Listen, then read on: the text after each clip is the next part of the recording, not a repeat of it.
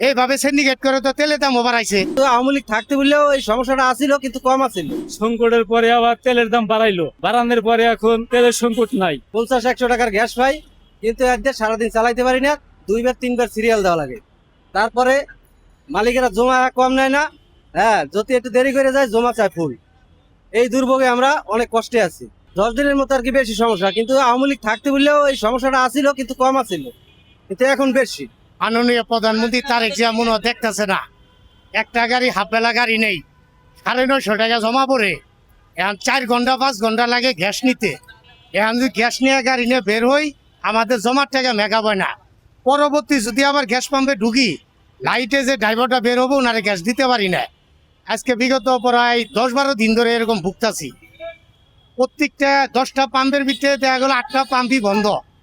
এখন গ্যাসের কি সংকট, এখন সরকারও বলতেছে না, জ্বালানি মন্ত্রীও বলতেছে না।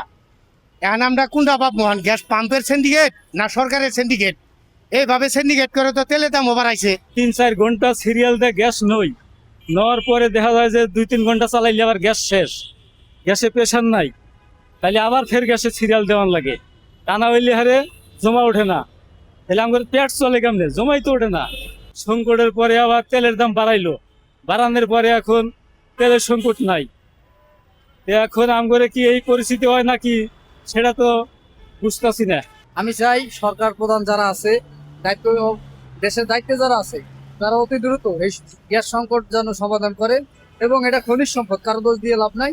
এখন আসে কি আসে না, তারা ভালো বিশেষজ্ঞ দ্বারা যেন এটা তদারকি করে, যা আমাদের দুর্ভোগ থেকে যেন আমরা বাঁচতে পারি, দ্রুত যেন এই সমাধানটা করে।